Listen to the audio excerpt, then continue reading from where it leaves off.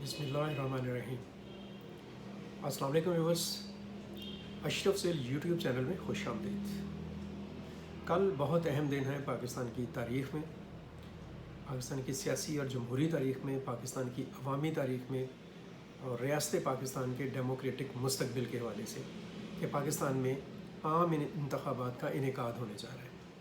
लेकिन ये जो कल का दिन है, उससे पहले आज फिर एक बहुत ही बुरी खबर मिली है बलूचिस्तान से कि बलूचिस्तान के दो अजला पशीन और किला सैफुल्ला में दहशतगर्दों ने, तखरीबकारों ने, अमन दुश्मनों ने अपनी कार्रवाइयाँ की हैं और दोनों जगहों पर बम धमाके हुए हैं और इन बम धमाकों में कम अज़ कम 24 बेगुनाह लोग जो होते हैं उनके जाँ बहक होने की इतलात हैं। ये बहुत ही अफसोसनाक सूरत हाल है। अभी 2-3 दिन पहले 4 फरवरी को रात के डेरा इस्माइल ख़ान में दहशतगर्दों ने एक पुलिस स्टेशन के ऊपर हमला किया, जिसके नतीजे में कम से कम 10 पुलिस एहलकार शहीद हुए। और इस तरह की वारदातें काफ़ी दिनों से सुनने में आ रही हैं। ख़ास तौर पर ऐसे वाक़यात भी हुए हैं जिनमें इलेक्शन कैंपेन को और सियासी दफातर को या सियासी रैलियों को निशाना बनाया गया है।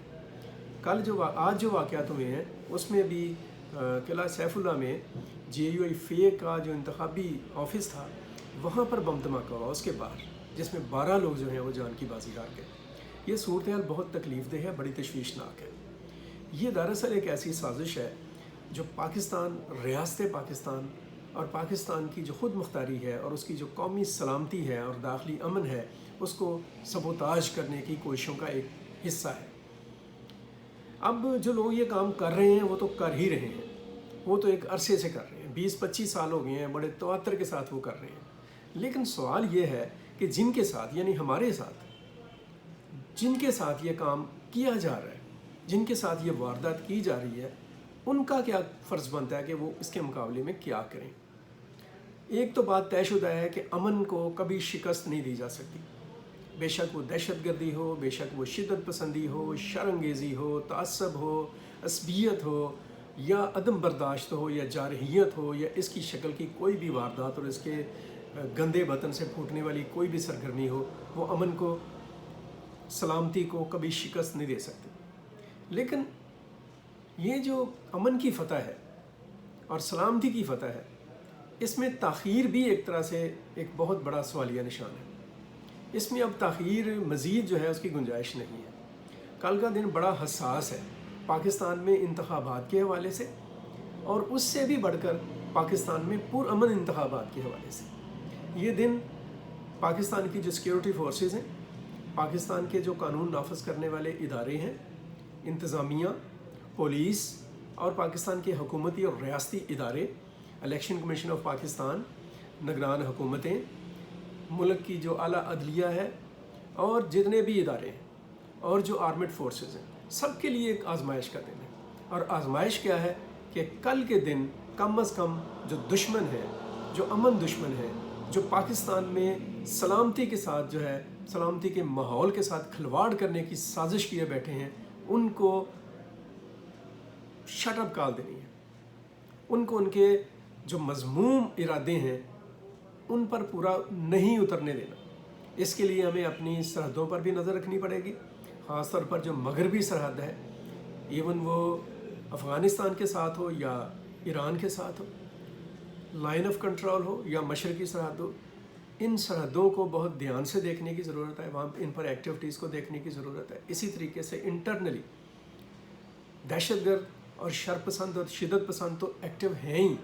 हमारे अपने जो लोग हैं वो भी जब इश्तियाल अंगेज़ी पर उतरते हैं तो वो कहीं बदतर सूरत पैदा कर देते हैं अमन अमान के लिए। सो सियासी जमातें, सियासी क़यादत, खुदा के लिए उनसे भी गुजारिश है कि अदम बर्दाश्त की जो सोच है उससे बाहर निकले, अमन के लिए इकट्ठे हो जाए।